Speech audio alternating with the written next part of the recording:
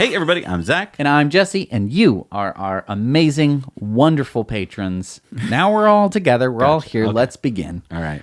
Let's talk about this story. This came out in the Huffington Post. This was a story about how Tesla attempted to help Puerto Rico during Hurricane Maria. Mm-hmm. And basically, you know, when I think of Hurricane Maria and what Tesla did, which if you don't know, they went down to Puerto Rico immediately after the hurricane and were immediately on the ground getting solar systems up and running at hospitals, community centers, homes. With battery storage to get people back to power. Because as you remember, Puerto Rico had their entire utility system was wiped out.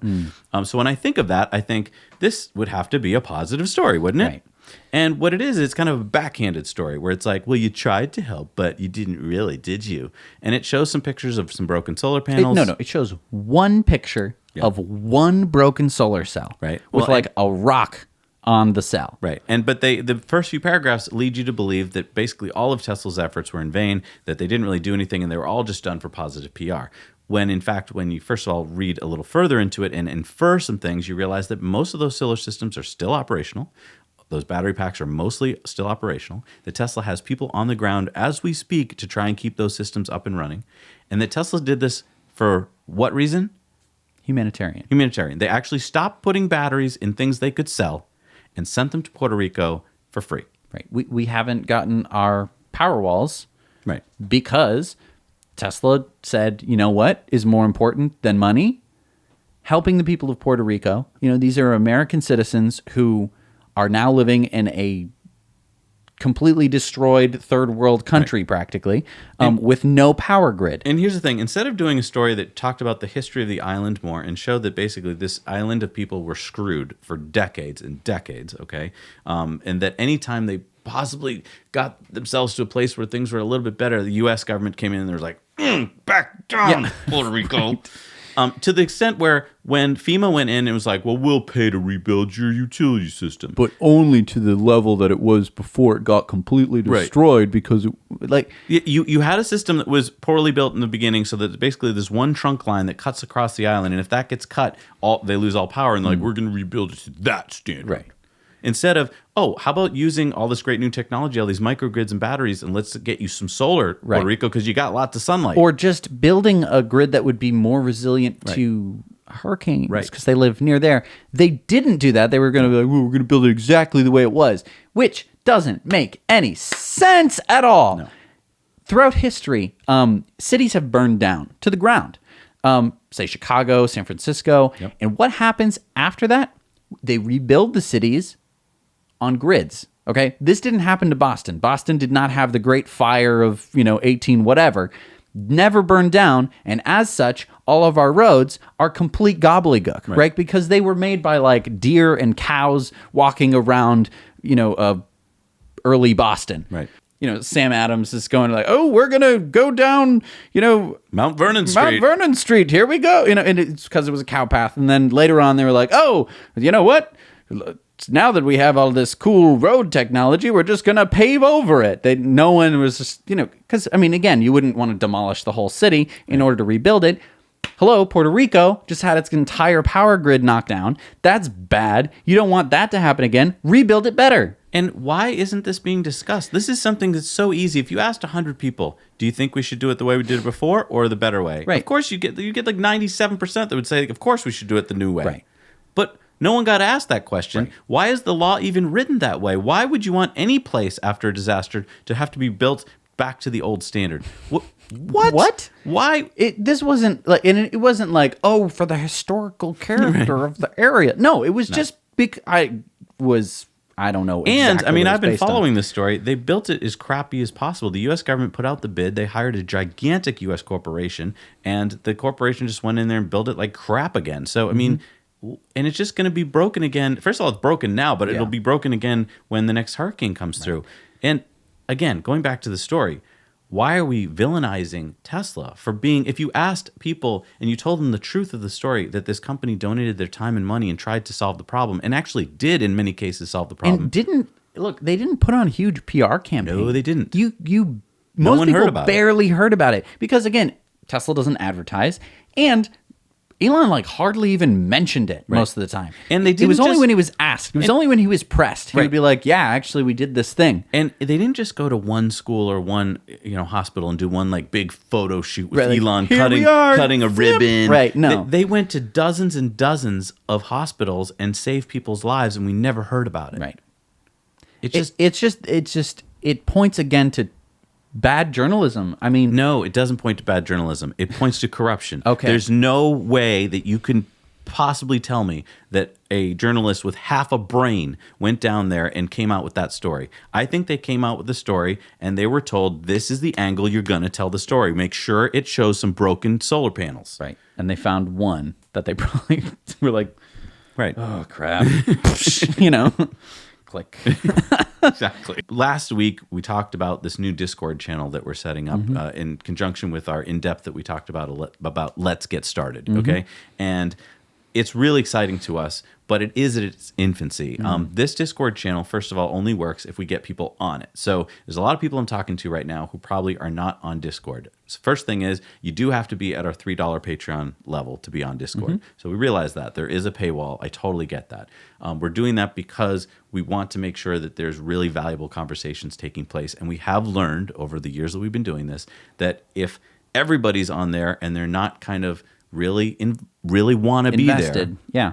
there'll be a lot of crappy, like, well, you can't do that because I heard that the global warming is not a thing. Right. We don't want that. Right. So that's why we made that level. But there still should be at least 1,200 of you that could join us on Discord. And so far, we only have about 400. So that means that a lot of you either don't know about it or don't know how to join. And I completely understand. I know that it sounds a bit overwhelming. It sounds like, oh, it's this whole new thing that I'm going to have to learn. It's fairly simple. I think that you can kind of understand it. And one of the biggest problems is that once you download it, you're sent to Discord Nitro, which is like the first homepage of it, which is just a bunch of games. Yeah, so for gamers. I've heard from a bunch of you this week who tried to get on it. Some of you did get on it, which is great. But the first comment I got from a lot of people was, "This is like a game thing. What? I think this is the wrong place it sent me." Yes, it was made for games. It was made for gamers to sit there and play a game and talk to their friends while they're playing games. But it happens to work pretty well for what we're using it for, and it happens to be something that Patreon supports. So that's why we're using it. Right. Is it perfect? No. We do hope over the next few months to be finding other things that we can do, but for now it's working pretty well. So we're going to go with it. So if you get over the whole game thing, you'll realize that it really doesn't have to do anything with games if you don't want it to.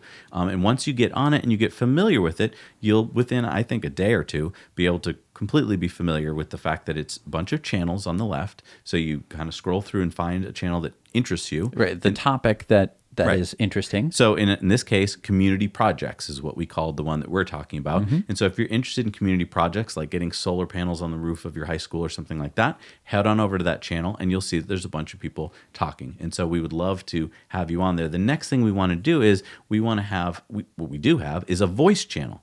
So that means that let's say you're talking, you're typing, chatting with someone on there and you're like, I'm having this problem with getting solar panels on the roof of my high school. And they're like, yes, so here's what I did. Typing is fine, but you might want to just have a conversation with them. Right. And you might not trust doing a phone call because maybe you guys live on other sides of the planet, or you don't know if you know this person that well yet. What you can do is go over to the voice channel and start a voice conversation. Right. It's free. It's really high quality, and then you guys can talk all you want about that topic, Right. which can be very valuable. And I think you can have more than 2 people, right? So Yes, if it turns out that a whole multiple bunch people. of you want to talk about something, you could have your own like little discussion group every Thursday. Sure. And then you can be Discord friends and you could go Right. off and start your own Discord if that's what you really want. And that's what we want. We want you to start networking, using this as a networking tool to accomplish whatever your goals may be. I mean, there are so many different people on there already with so many different skill sets. I think that harnessing that is going to be such a powerful tool in the future, and hopefully is a reason why it will be even worth the $3 a month. It's ultra powerful. I mean, the synergy you get when you put intelligent people together is invaluable. Right. You can't possibly imagine what you can do when you get all those ideas, all those people working together on a problem. We've been able to accomplish some pretty amazing things for this show just by using our Discord. Right. So- And if community projects isn't your thing, or that's just one thing, we've got lots of things on there. Personal So projects. I think someone is working on an electric surfboard with a hydrofoil. Yeah. It's going to be going at like 50 miles an hour, which sounds terrifying to me, but it's very cool. Yeah. And here's the thing, it's working so well already at this little just baby stage that I know that as more of you join, it's going to get even better. And Exactly. Because we're missing you. Yeah. Get on there. Here's a cool story. This is our buddy from Ludicrous Feed. He's Tom, and he lives in Australia. And he interviewed this guy who turned a DeLorean into an electric DeLorean. He brought it into the future. He did. Let's check out a bit of it here. Alright guys, we're in front of Brett's DeLorean. You're making my childhood dreams come true. Back to the Future, I love this movie. Tell us about this DeLorean. Yeah, so back in about 2011 we bought this vehicle, and the intention was to actually convert it to electric because they're such a cool car, but the motor they come out with wasn't very impressive, 2.8 litre V6. So we've put in a battery powered AC axial flux motor, so it's got 600 newton metres of torque and about 150 kilowatts, and it goes a lot better than what it originally did. So it was a good project, but it also inspired our next project was to build a race car, because we realised that you could actually build something electric that has so much power that surely you can build an electric car that can beat a petrol powered car. Yeah. So Does that green goo do anything, or just is that just so cosmetic? that's coolant. So you've got one reservoir actually cools the power inverter, and the other reservoir cools the motor. This is how much heat you have to worry about. These little computer fans actually draw air in through some intakes, and that's actually enough to dissipate the heat that's generated. Yeah, cool. Can we go for a drive a bit later on? Yeah, sure. Awesome. All right, we'll come back to that.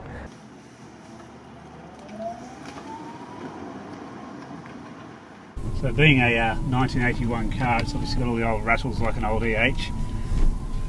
It still has this appeal. Every time we drive it, people stop us in the road and want to talk about the car or touch it. But Oh, it's an iconic car. Oh boy. Beautiful. So this is fully electric, right? yeah, fully electric. Yeah. It's still got the original gearbox in it, Yeah. which was a move back then where I didn't know whether or not we'd need to be able to change ratios to get the right amount of torque, but now I know it doesn't need a gearbox. Yeah. So we will eventually remove that and put in just like a direct drive diff. Yeah, nice. Isn't that cool? Yeah. So that wasn't the whole video. You can go check out the rest of it on Ludicrous Feed. All right, so let's watch this video. This is a new video for the e-tron by Audi, and they say, Not for you. not for you. I know what you're thinking. Electric, it's not for you. And you're probably right.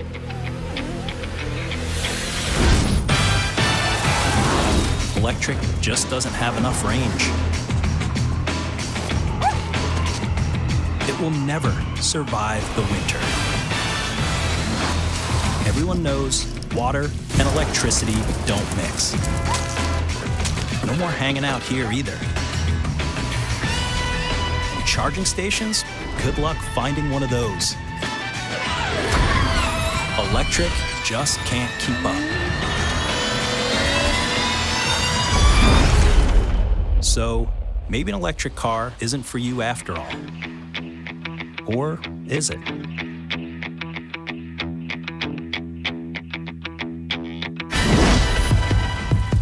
I thought it was a fantastic commercial. I wish it wasn't for Audi. I wish it was for a company that I really can get behind. But here's the weird thing to me.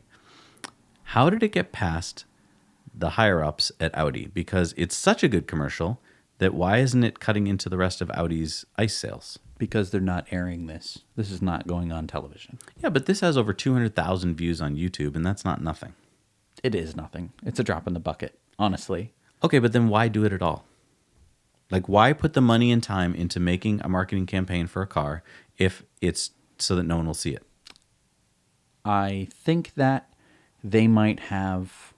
It's a big corporation, right? So they have a bunch of corporate plans and stuff. And maybe one of the plans is that they're going to be like, okay, we're going to go after the Audi e-tron campaign. We're going to put all sorts of television commercials up if such and such happens. If we get some kind of battery manufacturer thing that works out really well, and also we think this and that, and also if diesel gets outlawed faster than we anticipated and whatever. we'll have this commercial in the pocket, ready to go. I got to disagree with you. I think that a company like this only puts out something, even if it's just a flyer at a country fair, they only put it out if it fits their messaging. And I think there's been some kind of change at Audi. I think they actually want to go in this direction. Okay, but they can't. I know, but I think they are. I know we've been telling you this for months, right? They're stuck, right? They're in that bear trap, but they do they want to go in that direction. Well, the idea with the bear trap is that they would be able to gnaw off their leg and limp away.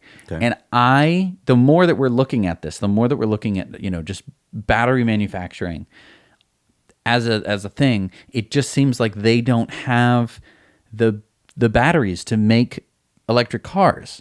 I mean, the Audi e-tron is delayed. Right.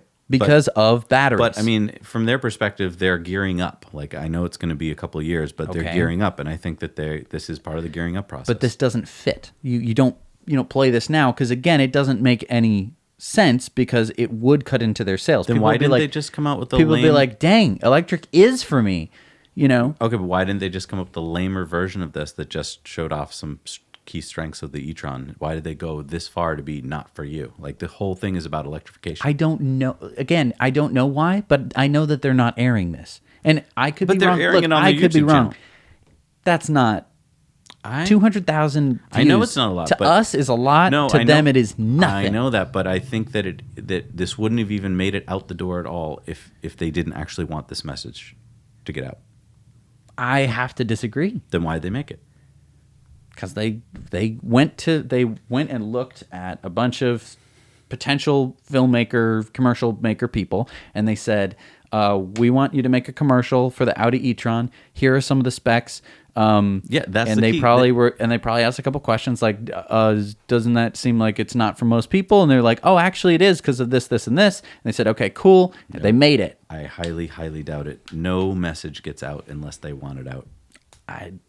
I don't know. I think that at some level, they said, okay, I get that you guys don't like the message, but we did spend, $200 million on this commercial or whatever, They saw the storyboards before they started going to make it. I think this shows a shift. I think it's good news. I think it shows that they know they've got to do this. Okay. I don't know if they have a plan for how to do it, but I don't believe that unless they air that commercial.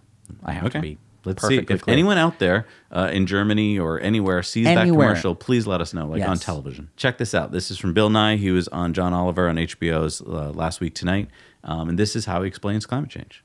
Here, I've got an experiment for you. Safety glasses on. By the end of this century, if emissions keep rising, the average temperature on Earth could go up another 4 to 8 degrees. What I'm saying is the planet's on f***ing fire. There are a lot of things we could do to put it out. Are any of them free? No, of course not. Nothing's free, you idiots. Grow the f*** up. You're not children anymore. I didn't mind explaining photosynthesis to you when you were 12, but you're adults now, and this is an actual crisis. Got it? Safety glasses off, motherfuckers. I mean, I've watched Bill Nye my whole life.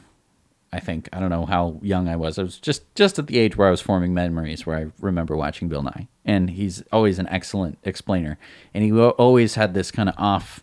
He wasn't just like, and today we're going to learn about, volcanoes. It's like, whoa, volcanoes, check it out, right. Blah, blah, blah. And that, as a kid, was just like, pay attention to that. Yep. And I think it's never left. I think that interest, the way that you present something like Bill Nye is a great way to present something. Yep. And now that we're adults, he can use swear words.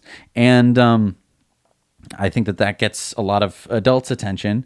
And I think that a lot of people trust him. And I think that that's really, really important. Yeah, and let's see how he presents here on MSNBC. Bill Nye, the science guy here. I'm going to explain the complicated logic behind carbon pricing.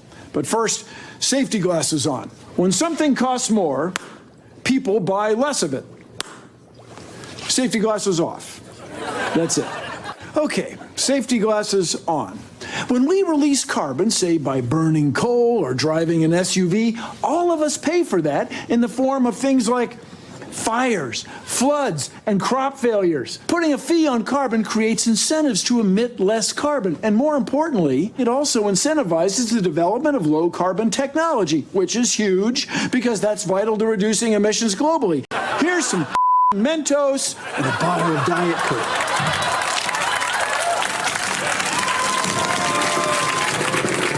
Happy now?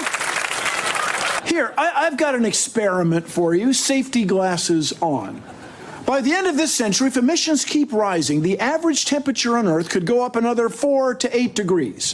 What I'm saying is the planet's on fire. There are a lot of things we could do to put it out. Are any of them free? No, of course not. Nothing's free, you idiots. Grow the up. You're not children anymore. I didn't mind explaining photosynthesis to you when you were 12, but you're adults now, and this is an actual crisis. Got it? My kids love that Mentos in the Coke trick. That was Bill Nye, of course, the science guy, losing his patience over America's attitude toward climate change. We're going to speak to him in just a moment. But first, I want to break down the situation we are in. Just this Saturday, sensors in Hawaii recorded new carbon dioxide levels. And you know how long it's been since it has been this bad? 3 million years. I'm going to say that again. 3 million years. Today, we are already seeing the consequences of this new era of global warming. First, there's rising temperatures. A recent NOAA report found that 2018 was the 4th warmest year ever recorded on planet Earth. 2016 was the warmest ever. We're also seeing rising sea levels due to accelerating melting of polar ice. NASA recently found a glacier on Antarctica's western coast has contributed to about 4% of the world's rising sea levels. There's also more frequent extreme weather. The National Oceanic and Atmospheric Administration studied 14 catastrophic weather events in 2018. In the United States alone, that added up to a total of $1 billion with a B dollars in damages. Those events included Hurricanes Florence and Michael and the devastating wildfires out west. All of this creates a more dangerous world for humans and other species. Scientists recently said climate change was a major reason that 1 million animal and plant species are now threatened with extinction within decades. All right, joining us now, Bill Nye, the science guy, science legend and host of the new podcast, Science Rules, coming out this Thursday. Bill, good to see you. I'm appreciative of what you did and how you did it because we still have deniers amongst us. Now, we certainly David do. Wallace Wells, I just heard him about an hour ago on NPR. He's written The Uninhabitable Earth from New York Magazine, was saying that, look, he's a guy who always grew up understanding that the globe was warming, but he never was able to take it all that seriously. We just sort of thought it would fix itself or people would fix it for us. Now we have Jay Inslee running for president entirely on the basis of dealing with climate change. Are we at a point where people who believe it are taking it seriously and people who don't believe it are either being shunned or defeated in their ridiculous arguments? Well, for us on the science side of this problem's been around 30 or 40 years. And so what I believe is happening is the voting cohort is coming of age. So in general, not universally, but in general, climate deniers are of a certain age. And those people are getting outnumbered by regular, normal people who embrace science. And the problem is really, it's global, and I guess the problem has always been it's in slow motion. This does not have the catastrophic effect of, say, Pearl Harbor or 9/11. This is much more gradual. However, the effects are more serious. And as we say, the Earth's going to be here. No matter what humans do, the Earth will be fine. It's just, can humans adapt to it quickly enough? And the guy that I saw the other day, if I may take a moment, was Congressman Thomas Massey from the 4th District of Kentucky. And he's an electrical engineer. He says on his website, he claims to be an inventor. And he acted as though he cannot grasp this idea. He focused on the idea that 800,000 years ago there was a higher level of carbon dioxide in the atmosphere than there is today. And how do we know that? By looking at the ice cores, the bubbles of gas, or the ancient atmosphere trapped in the ancient ice. So, Mr. Massey, I presume you don't watch MSNBC. Here, Hold on, Bill. Why do you presume that? Hello. Why do I say that? Yeah, you don't know. He might watch. Well, he might. Well, a member of his staff might. That's what I'm hoping for. So congressman or the congressman's staff, here's the hockey stick graph that you guys love to go, oh, that's been debunked. No, it hasn't been debunked. Right. This is a fact. So congressman, if you're out there and if you're really an electrical engineer, here's the problem. The rate of global warming, if it was even detectable at this scale, was about 0.1 degrees Celsius every 1,000 or maybe even every 10,000 years. Well, now it's that 0.1 degrees Celsius every decade. So, Congressman, it's like this in calculus terms. The rate of temperature getting bigger is very high. This would be dt, where capital T is temperature traditionally, lowercase t is time. So congressman or congressman staff, if you're out there, that's the problem. This looks like an exaggerated hockey stick because it is. It's the speed that the it's changing. administrator, Bill, of the EPA said not very long ago, I think within the last weeks, this is 50 to 75 years away. The effects are 50 to 75 years away. We don't have to worry about it right now. What's the misconception there? It's not 50 or 75 years away. It's 10 or 15, it's 20. So here's the other classic analog, and it doesn't matter if you're a vegan or not, you can understand this.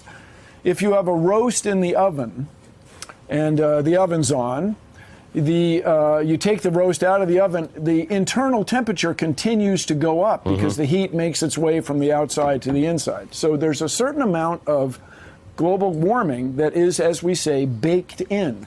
There's a certain amount, there's enough carbon dioxide and methane in the atmosphere already to make the world get warmer for many decades to come. What we want is to slow that rate, and hypothetically, it'd be great to capture some carbon dioxide from the atmosphere. But that aside, the three things we want for everybody in the world, now this is no matter what political party you're from, we want this for everyone in the world. We want clean water, access to the internet, access to global information, and then all of our electricity made renewably. And we can do this, you guys. I'm in Washington, D.C., on the same campus that Homeland Security is here in near Ward Circle, which used to be called Wave Circle because there were so many women from the Navy crossing the street over here. And those people, the Waves, who broke the Enigma code, or helped to decode it, and the JN-25, the Japanese code. Those people won the war in 5 years. They had a global conflict, and they resolved it in 5 years. So don't come running to me saying we can't do this, that we have to wring our hands and we're helpless. It's crazy making. Furthermore, my grandfather was in World War I. He rode a horse. He rode a horse into battle, for crying out loud. Nobody does that anymore. My argument being that everything changed. In 20-25 years, we changed everything. We can do this. It's the United States, for crying out loud. Iowa gets 25% of its electricity from the wind. Texas, the oil state, gets 10% of its electricity from the wind. That's competing head to head without any fee on carbon. We shall not use the T word. Oh no. We shall not say tax. We will not say that word. It's a carbon fee that we're proposing. We'll do that. And this would be the free market incentivizing. Yep. Thank you all. That's the thing about carbon exchanges. It's the free market dealing with this. Bill, thanks a million. Always great to see you. Thanks, you guys. Let's change the world. Let's do it. We're Bill trying. Nye, the science guy, host of the Science Rules podcast. It makes it very accessible. I mean, it's And exciting. It's not that hard to understand. I thought it was really powerful, the fact that he holds up the hockey stick chart that so many climate deniers use. Somehow they've flipped it and use it on their side, and they're like, debunked. And he was like, it's not debunked. This is actual fact. This is actual science. And here, let me explain to you what you're not understanding about this chart. Right. I thought that was great that he did that, and that he's also so passionate about making sure that people understand how this is all working. I think that he points out a really interesting point about debunked culture. We, as a society, when the internet actually came out, it was like, oh, wow, the internet. And people began to lie on the internet. And it was like, oh, no, people are lying on the internet. How are we going to know what's a lie and what's true? And, like Snopes came out. And so when your grandmother sent you some crazy, crazy story, you could at least send a Snopes back, and it would just go point by point debunking whatever crazy, this Atlantis is real, and here it is. We found it. And I'm not saying that Atlantis isn't real, but, like, it wasn't true, whatever your grandmother sent you. And so you had the Snopes to back it up, and we got used to things just being debunked.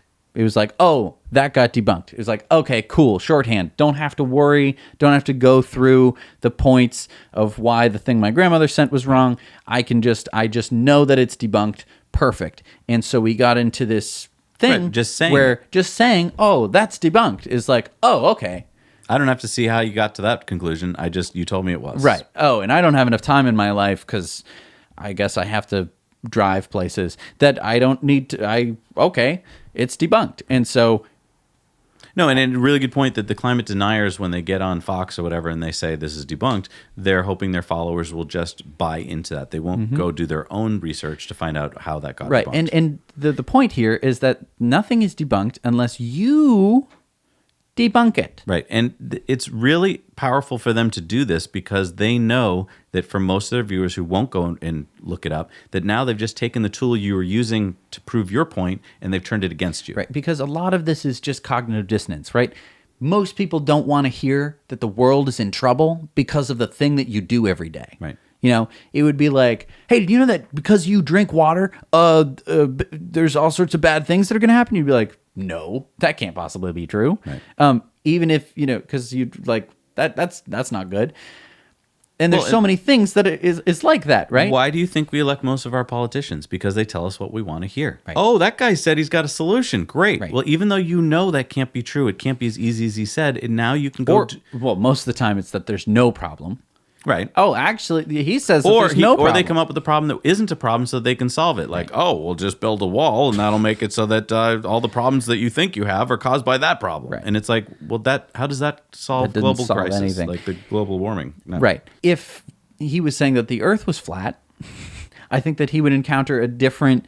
And I wish the flat Earth wasn't a stupid internet thing, because it's just like it just dumbs down the entire internet. It dumbs down the entire culture because when you have enough people saying something, your brain goes into tribe mode again, and it goes, well, if so many people are saying this, it must be true. Right. I mean, they have a conference every year. Even if it's not true, the tribe must go on. We must keep surviving. They sell clocks that are flat Earth clocks, so must be true. So I'm just saying, like, if the people on Fox News were saying something that wasn't just pandering to their audience, but like saying this is debunked, if they were like, hey, this stuff's actually true, you guys better listen, then suddenly they have cognitive dissonance and they're like, do I stop listening to Fox News, which I've been listening to without fail for so long, or is this thing that I don't think is true? And what does this mean about my whole existence? Well, and we have to go a few steps backwards and go, where is all this FUD coming from? Where is all these lies coming from? The oil industry. Right.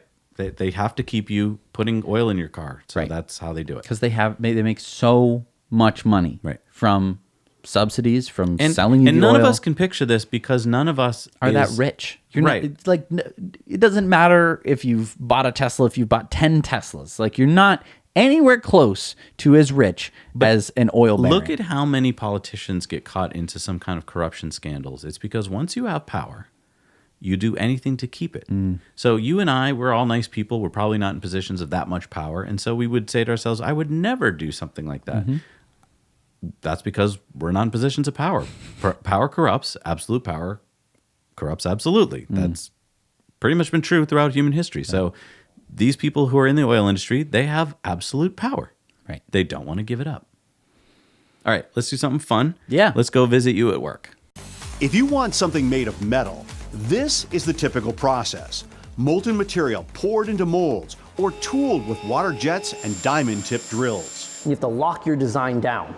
That one design, you're then going to make millions of. And guess what? You can't change it unless you want to go back and reinvest in that tooling. Enter Desktop Metal. The Burlington company, with more than 200 engineers on staff, has become the world pioneer in additive manufacturing, more commonly known as 3D metal printing. We have about 50 printers constantly operating, printing parts for customers, parts for test, just trying to optimize the printing process. Printing metal is complicated, but the team has perfected a system that can operate so simply you can have it right next to your desk with no harmful emissions. It's just like a printer that in your office where you might have a toner cartridge.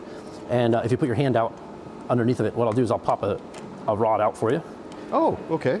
That right there is our special 17.4 printable stainless steel. The rods look and feel like crayons, each a precisely measured combination of metal powder and polymer binders. Once the rod is heated in the printer, it acts much like a glue gun, putting down a very thin layer of material. As the tip travels back and forth, it builds up a three-dimensional object. The objects are eventually heated to 1400 degrees Celsius inside a special furnace and fused into real metal. When the gear is printed in a herringbone pattern like this, they're locked together and they can't slip off. That right there is only achievable in additive or 3D printing. The company is now even able to mass produce products at speeds faster than any printer now in existence. This lab right here represents the capacity of a huge factory. No longer do you need a factory to produce metal parts like a factory. Aviation, automotive, even jewelry designers, all looking at how this technology can change their manufacturing. You print that metal part, you don't like it for one reason or another, you can then change that digital file and print another part. You can. That's cool. Yeah, it really is. I mean, this is going to change manufacturing as we know it. Now, you have a putter right there. This is a putter, but the head is 3D It's manufactured. printed, right? I mean, that would cost probably $1,000. They can print it for about $75. They can print from, okay. Yeah. All right, let's see how your golf game is Go ahead going. and tell everybody. I'm going to play through while you do This that. is what it looks like. This is a piston that I have right here. I'd look out block if I were you. Oh, yeah. I've seen your putting. I can even. Yes. Not bad, you know? Look at that. Thank you, maybe we could 3D print the golf ball too. It would help a little bit, wouldn't it? But you heard how solidly it struck the ball. Yeah. I mean, look at that. That's a piston out of a car. Goodness, I mean, that's heavy duty. This was 3D printed, and it starts out with basically. This is 3D. Yeah, that's 3D printing. All that, and you can get the detail of a ring. Look at that. I mean, it's just really pretty amazing stuff. Here's a watch. Actually, I need a new watch. I could do that. We can also 3D print weathermen. And here's one of them right here. All right. So that was Mike Wonkum from our local WCVB television station. It was nice that he went and visited you guys, and pretty exciting to see that you started as an intern there a couple of years ago when the company started. Right. When I started, there was like 15 of you, and we had never no one there had printed metal ever before. This is kind of mind blowing to me because I remember, when the company started, it's called Desktop Metal. It's making 3D desktop metal printers, and it's not like you guys had one. You were trying to invent it, Exactly. And basically, in the time you've been there, you guys have invented them. That's crazy. Yeah, like the parts that you bring home, like Jesse will sometimes bring home a cool part that can't be made in any other way than by 3D printing, and you're just like, wait, how did you get this hinge? It's one piece. Like, how did you do that? Right. It's like because of these printers that they made. Right. And Jesse was employee number what? 14? 18. 18. So employee number 18. How many employees do you have now? 290, I believe, is the latest one. I mean, you're Keeps going up. you're a $1 billion company now. Yeah. And I mean, you've got just an amazing job. It just, I think that, and I think it's interesting to tell that like you didn't go into school for like looking to go into 3D printing because that wasn't even this. If we had, when you entered college, had said that, people would have said, well, that's not a thing. Right. So interesting just to think about how fast, we've talked about how fast technology is moving. You went into college for plastics engineering. Right. And you're able to use some of what you learned there to help you in this job. But a lot of what you do in this job, you've kind of invented. Like you guys have had to kind of discover. I mean, there's been a lot of learning. And it's funny that, I learned all about plastic for 5 years. And the more I learned about plastic, the less I liked it, just because it's like, it's the only thing is that it's really cheap, which is for the most part why we use it in everything. It's just because it's just like, hey, do you want to make this?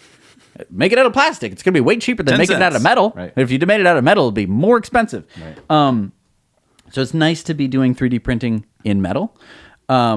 Just from that perspective, like something that actually has good material properties, actual strength, and we're able to do some pretty incredible things with lightweighting your parts. So you don't need to have it to be just a piece of metal.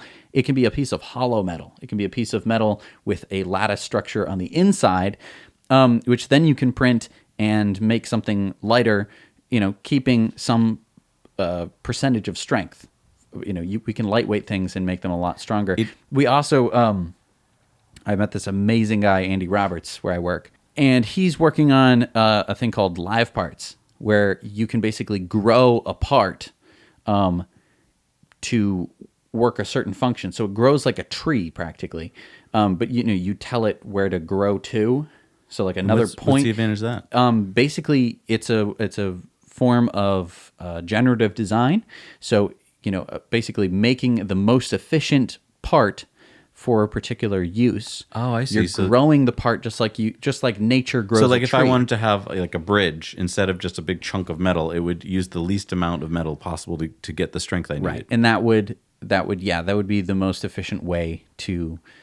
And then it's very hard to machine something that looks like that because it looks weird, wild. Right. But to 3D print it is really not that difficult.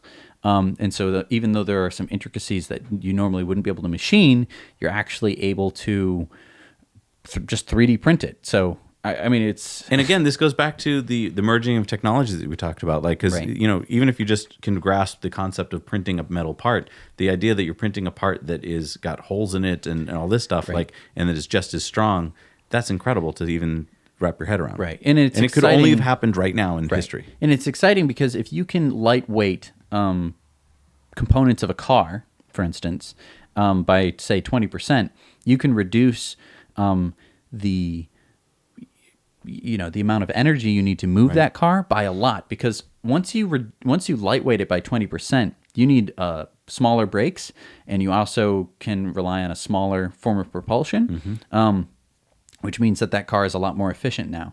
And once you shrink the brakes and the suspension and the engine or the motor, you're able to, and the battery pack, you're able to have a much more efficient car just in general, and that lightweights it even more. So you're looking at like a 40% lightweighting of a car just by lightweighting 20% of some of the components. So I mean, it's really exciting, the amount of stuff that we're going to be able to do.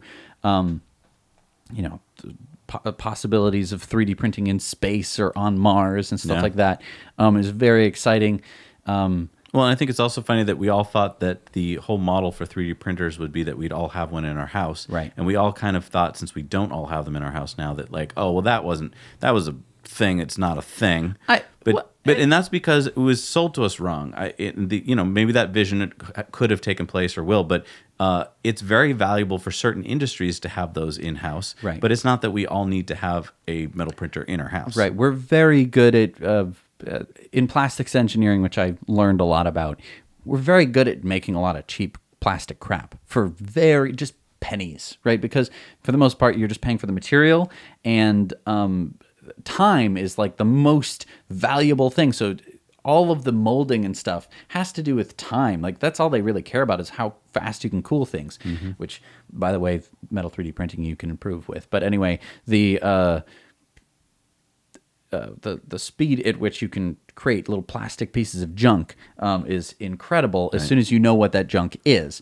The advantage of 3D printing is that you can make changes very quickly, right? Because to make a mold costs hundreds of thousands of dollars for an injection mold, which you're willing to invest if you're going to make 1 million parts and sell them all for $5 each, and you have some profit, built in there. After you subtract all the electricity and time and labor and rent and whatever. But anyway, 3D printing with metal is just so much better because you can actually make parts that are really seriously doing something. They can be a brake caliper, They don't have to be just like it's a little widget doodad from that thing that I watch. Right. All right, well, we're going to do our Model 3 tip of the week for you guys. This one's a long one. Yeah. All the menus of the Model 3. Yeah, this is only, like, if you really need to know all the menus, but they change all the time, so we just did this episode which shows it to them, so we'll get into that now. Okay.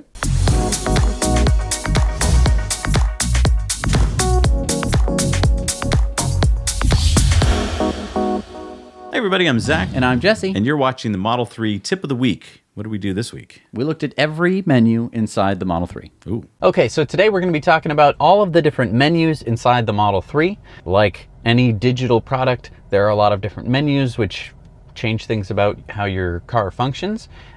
If you're not too good with your phone's options, luckily I think this is a little bit easier to navigate. So the version we're working on is 2019.12.1.2. All right, so let's get right into it here. So to open up your menu, you hit the little car icon in the bottom left, right there. So I'm going to touch that, which then brings up our menu, and it starts you off with quick controls. So these are things that you might need while you're driving or when you're just sitting around. These are the things you might need to access the most. So the first one is exterior light. Obviously you can have them shut off. You can have them in parking, which just means that it's almost like running lights in a way. You can have them on, or you can have them auto, which means depending on your level of ambient light. So it's a nice sunny day today, so you'll notice that my headlights are off. If I turn them on, it turns on my headlights. For now, I'm going to leave them on auto. Most of the time I leave them on auto. Then you have front fog lights. You can turn that on and off. Then you can do adjustments with your mirrors as you see fit using the left scroll wheel on the left of your steering wheel.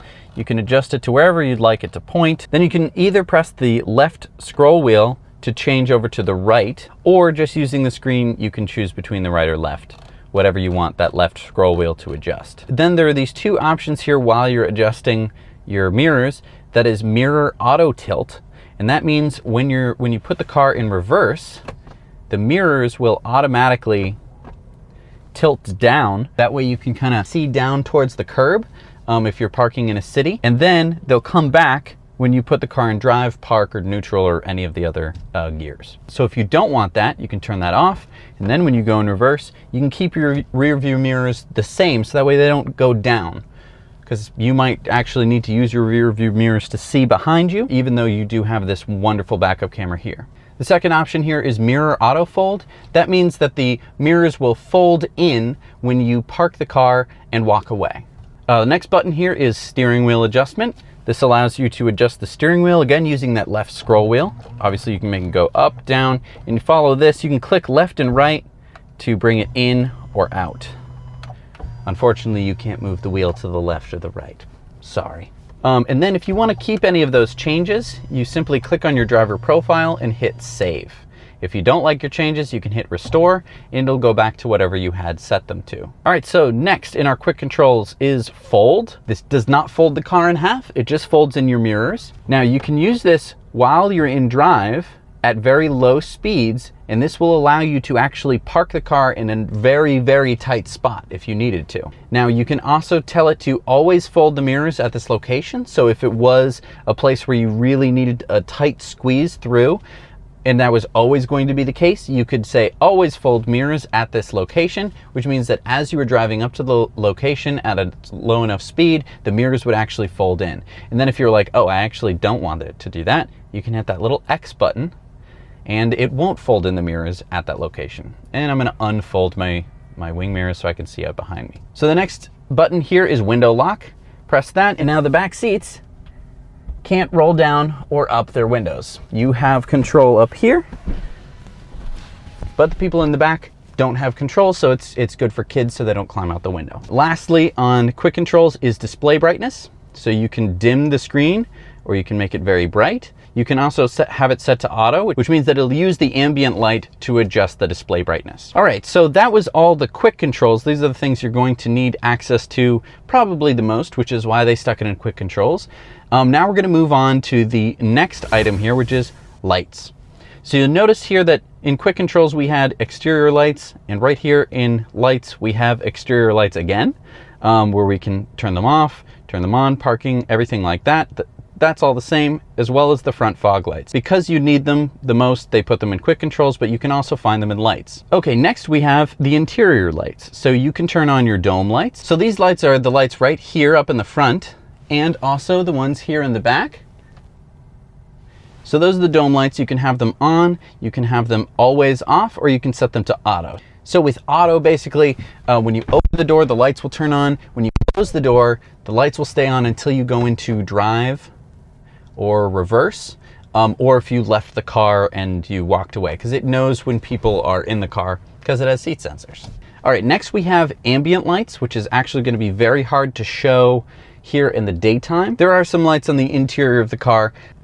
You're not going to notice a big difference with the ambient lights, to be honest, but you might want them on or off. Next, we have auto high beam. This is a really cool feature. When you turn on your high beams, you'll notice right now I have auto high beam set to on, and you have this grayed out high beam symbol with the A in the middle.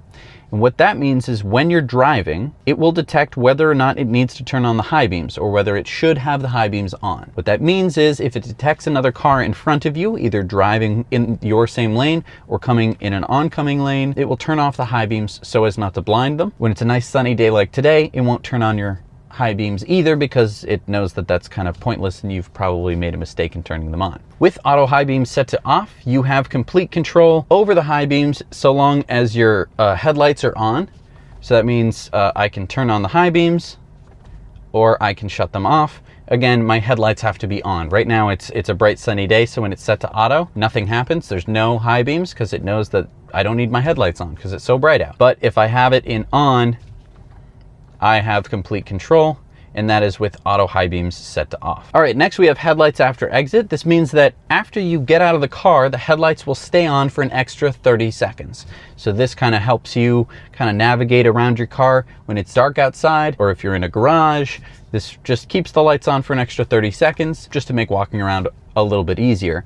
You can shut this off. I like to have it off. I don't like to, contribute to light pollution when I don't have to. Next is steering wheel lights. So to the right and left of your scroll wheels are these little arrows, and these little arrows are lit. It is very hard to see in the daytime, but you can turn them on and off. So if it's late at night and you're in a very dark place, you might not want these little teeny tiny lights, or maybe you do want those little teeny tiny lights so they can help you find the scroll wheel. Totally up to you. They gave you the option. I say it's nice that they gave you the option and that they put it at the bottom of the list, so that way it's such an unimportant one. Who needs it? But they included it anyway. All right, so moving right along to locks. So this screen deals with all of the different keys of your car. So I have 2 key cards that have access to this car. Now these are the Tesla keys that they give you when you get the car. They look like this. They say Tesla on them. They also have instructions on how to unlock them on the back. And this allows you to unlock and start the car.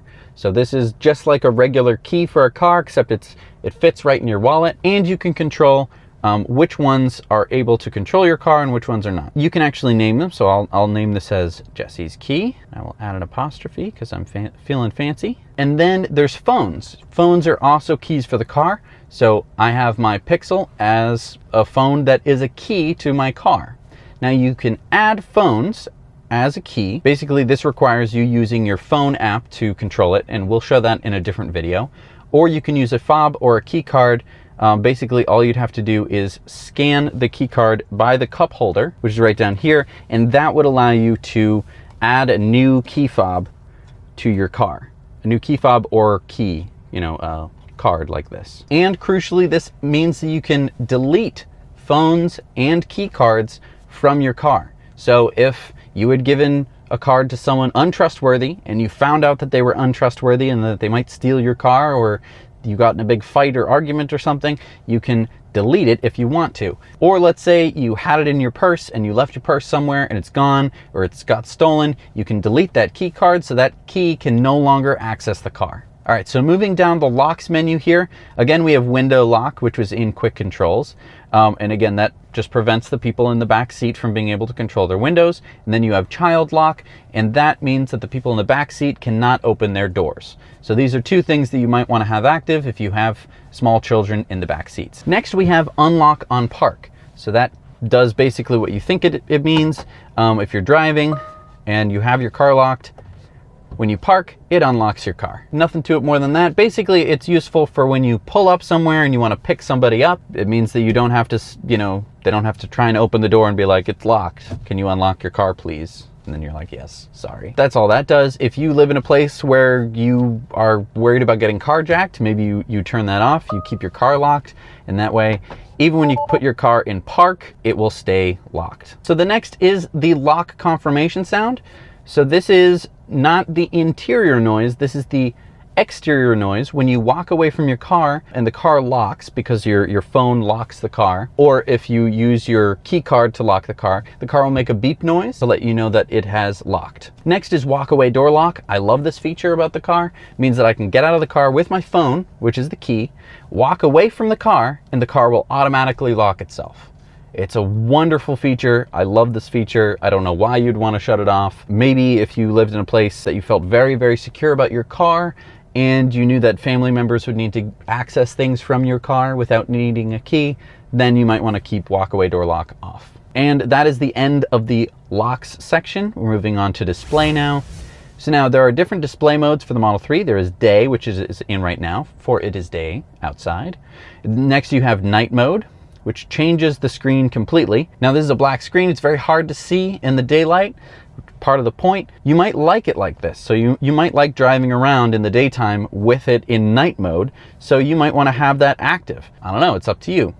You can switch it to auto, which means that it will change brightness depending on the time of day. It does this based on sunrise and sunset. It has nothing to do with whether it is sunny or dark outside. Next you have display brightness, which we talked about before, which you can set to auto or not auto. And again, that will bring you to a pretty comfortable brightness. Next is screen clean mode. So I'm going to show you what that does, but first I'm just going to show you a little quickie the glove box. That's how you open the glove box of the car. It's where you should probably be keeping your registration. It is crucially where I keep my special Tesla screen cleaner, which is why I'm now going to show you screen clean mode. So you hit screen clean mode and you might think, oh no, I just shut my car off. But what it says here is screen cleaning mode. Press and hold to exit. So what this allows you to do is clean the screen without messing with any of the settings, any of the map, and you can only do this while you're in park. Give that a nice wipe down, get all your dirty fingerprints off of it. And a little trick here is that if you don't want to leave a finger smudge on your perfectly just clean screen, you can wrap your finger or hold up your screen cleaning fabric and your finger will actually work through it. So if you're, bringing it to a fancy place and you don't want to see your dirty fingerprints, you can do that. And now the screen is perfectly clean. Scrolling down and also adding smudges all over the screen again, we have language, so you can change this between a variety of languages. Now this is only the on-screen languages, so it won't talk to you in, say, Korean, because we have navigation language and they only have English, Spanish, and French Canadian. Navigation language is when you're driving, you can have the GPS actually talk to you and say, in so many miles, turn left, or take a right on this road. That can be done in these 3 different languages. Next we have time format, so the clock can either be sort of American 2 p.m. or 14. You can change your energy display between distance and miles, so I have 112 miles right now, or energy, which is 43%. I like distance. I think that that's a little bit more useful than a percentage. This isn't a phone, this is a car. Next, we can switch distance to kilometers. Again, shows the difference here. It also changes the speed limit. It also changes all of the distances in the navigation, which is quite nice. So if you drive in a place with kilometers, or you just want to see what it's like to drive with kilometers, it deals with that. It changes the speed as well. And you can change temperature, which both changes the temperature of the outside temperature and your climate control temperature. So it can be adjusted in ½ degrees Celsius or full degrees Fahrenheit. You can even view your tire pressure in PSI or bar. You can get to tire pressure by swiping to the left. I haven't been driving, so it won't tell me, but you'll see that it changes between PSI and bar. All right, so now we're over here in driving. This is where it changes the actual driving characteristics of the car. A couple of different interesting things here. So first of all, we have acceleration. I have standard and chill. Standard means that you get the standard acceleration for this car, which is a mid-range. And chill means that it actually will change the acceleration. And you'll know it's in chill because it'll say chill right up there. I always like it in standard. I'm not much of a chill driver myself. Next is steering mode, which is quite interesting. So you can change between comfort, standard, and sport. Now this basically changes how the wheel feels. In sport mode, it feels a lot more like a race car. In comfort mode, it feels like a big Cadillac, almost like a boaty sort of feel. Basically, it makes the wheel feel a little softer or a little harder. I like driving around in comfort personally, but you can obviously choose whatever you like. Next is regenerative braking. This is one that actually affects range. So I always leave it in standard. It means that whenever you take your foot off the pedal, you're going to get the maximum amount of regenerative braking, which is good because it adds power back to the battery as well as slowing you down. If you're not used to this, or it's freaking you out and you keep inadvertently slowing down on the highway because you're used to coasting, you can hit low, and that will allow the car to coast a little bit more. It'll still do some regen, but keep in mind that it's not as efficient. Next, we have creep. We did a whole episode on this, but basically if you turn this on and you take your foot off the pedal, the car will creep forward without you putting any input to the accelerator pedal. If you turn it off and you put it in drive,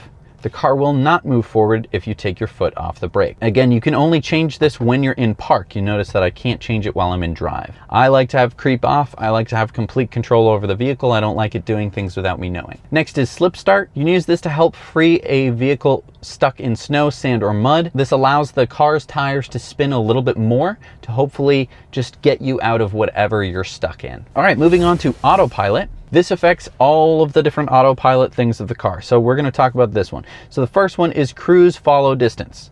So you can adjust this. The higher the number, the further away you're going to be from the car in front of you when you're in autopilot or traffic aware cruise control. This can also be achieved the same way by using the right scroll wheel.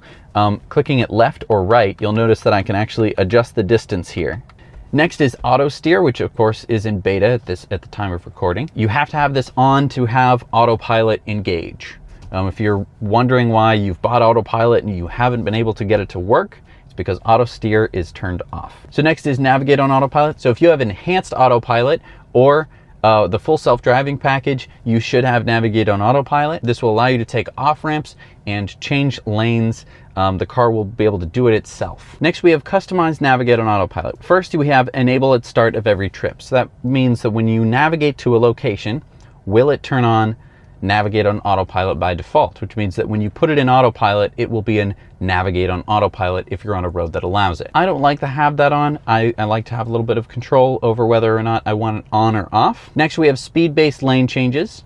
This means that when you're driving along in navigate on autopilot and you have a certain speed set in autopilot, it will try to get you to a lane where you can get as close to that speed as possible. So if you're driving in a slow lane behind a bunch of slow pokes, it will get you over to a faster lane where you can hopefully go the speed that you want to go.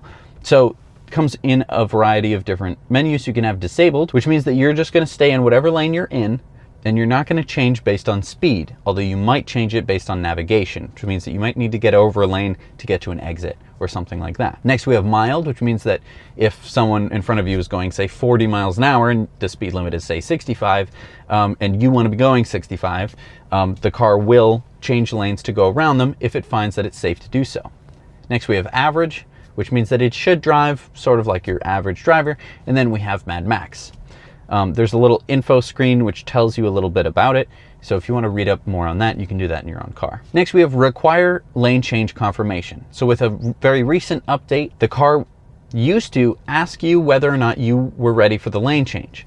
And you could confirm it either by pressing down on the autopilot stock or by putting your blinker on. Now you don't have to have it on. You just have to have your hands on the steering wheel, and it will do the lane changes for you without you needing to put any input in whatsoever.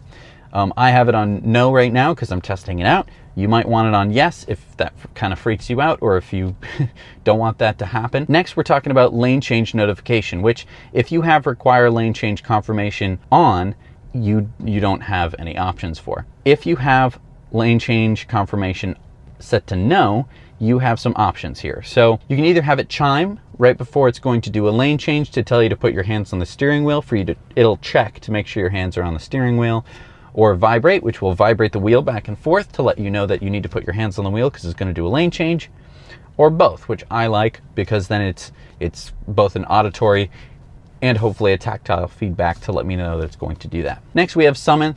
That is where the car will actually drive forward or backwards in or out of a parking space or a garage using your phone or fob to control it. I like to I like to use Summon. It's a very fun feature since the car basically drives itself. And then you can customize Summon.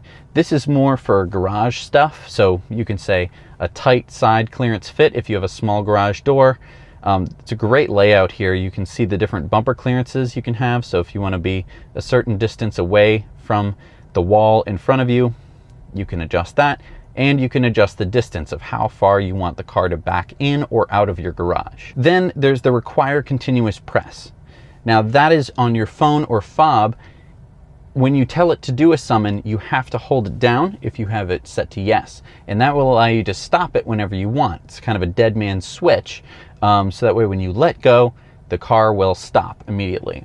If you say no, it'll give you this warning. You say yes, and it'll always do the same summon. So it's more useful, I suppose, if you had a garage which you knew wouldn't have any kind of children or dogs in that could potentially get hurt, although it is always looking during summon. And you just wanted to summon it into the garage, not have to think about it, go about the rest of your day, and not stand there holding down the dead man switch. So then if you have your car connected to HomeLink, you can actually have some settings there. I don't have a HomeLink, so I can't do that. All right, next we have speed limit warning. So this will give you a warning if you're over the speed limit, and you can adjust different settings here. So display, you can see that my car knows what the speed limit is on this road. With display on, if I'm going over this speed limit, it will make this bigger so that I can see it.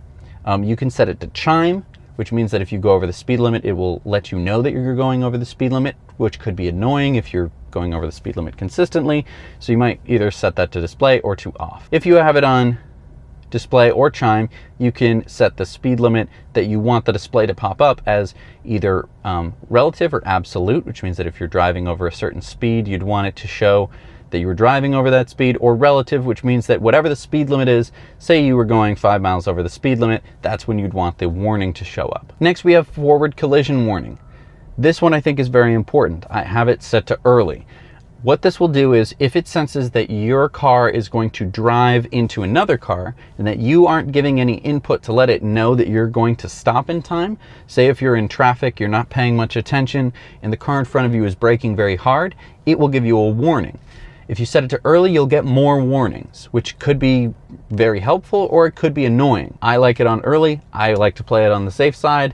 You can set it to medium, late, or off. Next, we have lane departure warning. This will vibrate the steering wheel if it notices that your car is going outside of the lane markings on the highway while you were driving the car manually. Next, we have the blind spot collision warning chime. This means that if you're going into another lane, either with your blinker on or off, and it senses that you're going to hit somebody, it's going to give you a warning, pretty loud beep, to let you know that you might hit somebody. Again, I would leave that on. Next, we have automatic emergency braking.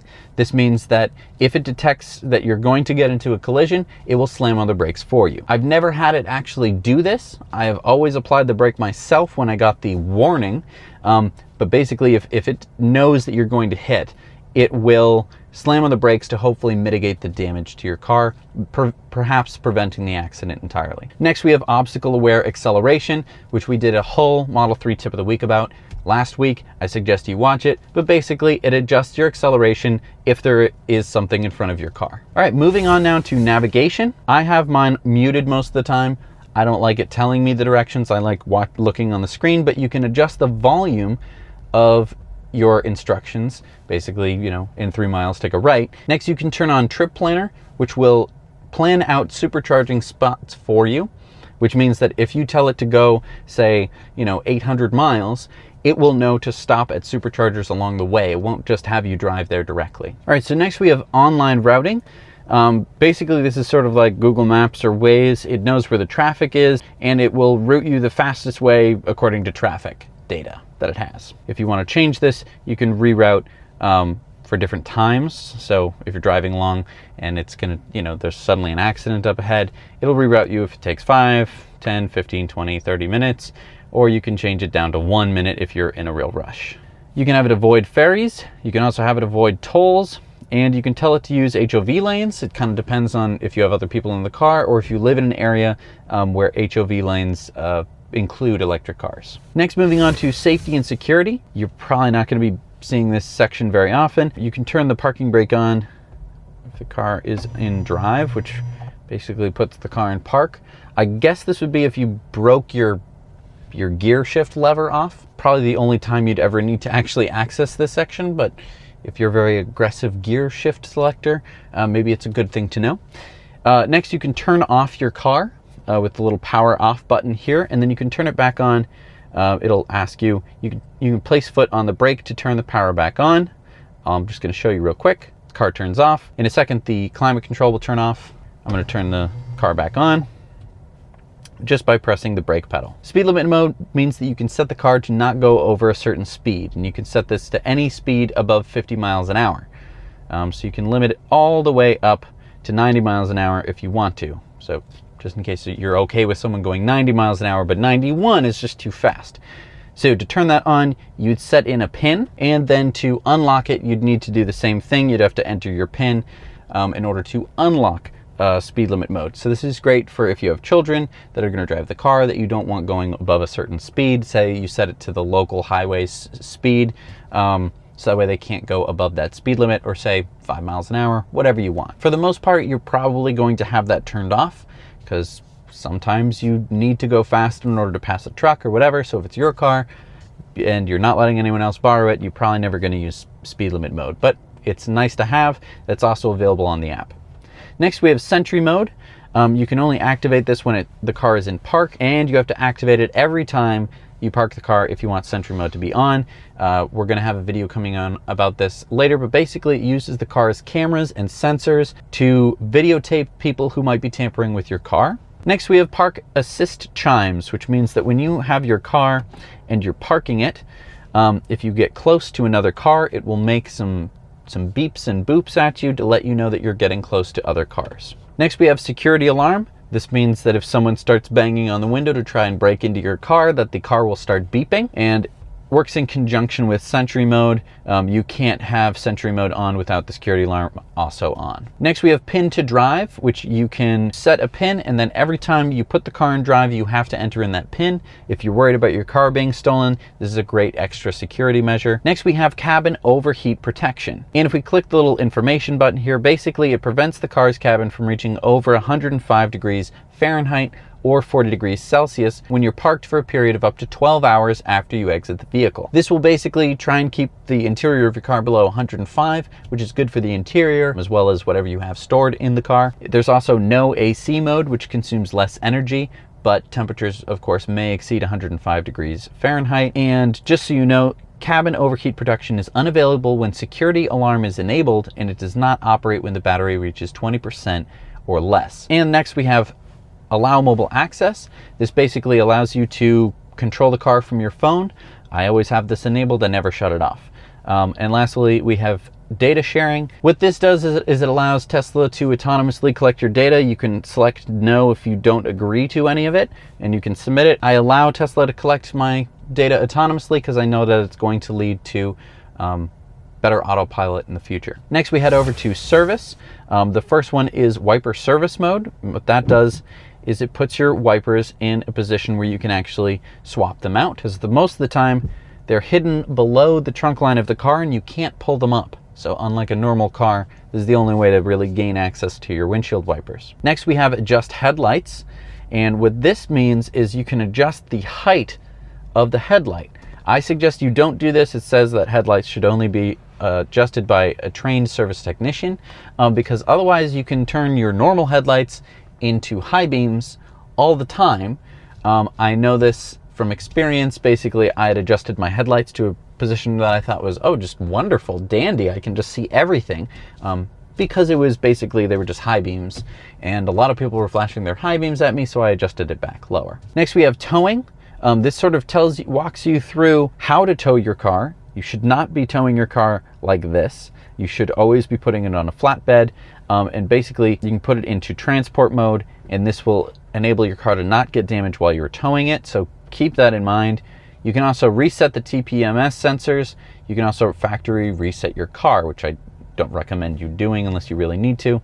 And you can also access the owner's manual, which can answer practically any question that you have to do with your car, and it's all right here. It's not in some book. And the cool thing about the owner's manual being here is that it's software, which means that it is always updated and up to date. So when things change, so does the owner's manual. Next, we have the software tab. This is where you can check on the version of the software that you have. You can also read the release notes to see what's new in that particular update. And in the future, you're actually going to be able to request updates to happen immediately on your car. Also, you can name your car whatever you like. I haven't come up with a good name for mine, so maybe post your ideas in the comments down below. But that is all of the menus on the Model 3. So hopefully this was helpful. Hopefully you learned something. I know that not everyone takes the time to go through all of the different settings of their car and find every single setting and understand what it means, but now you did. You know everything. So until a software update changes something, you are good to go. You know just about everything in the menus. Thank you so much for watching. Now you know. Well, that was pretty intense. I guess it's like a resource that you go to whenever you need to. It's probably worth it, though, to actually just go through it, because there are some things in there that you might be like, well, I don't need to know about that, but you might need to know. You might want about to turn those on. You never know. And you might want to turn some of that stuff off. Right. Thanks. It's your car. It is. You should know it. Thanks so much for watching, everybody. Now you know. All right. And thank you so much for watching this extremely now long, I guess, Patreon bonus stories. And thank you so much for supporting the show. I mean, this Patreon bonus stories thing is such a great thing. I don't know. I like talking to you guys when I'm making a video. It's very refreshing. I don't have to worry about all the internet trolls out there. Yeah, where do they live? Yeah, where do they Under live? bridges. Okay. We have too many bridges. We should knock down all the bridges because there's so many trolls. Anyway, thanks for joining us, guys. Yeah, absolutely. See ya. Now you know.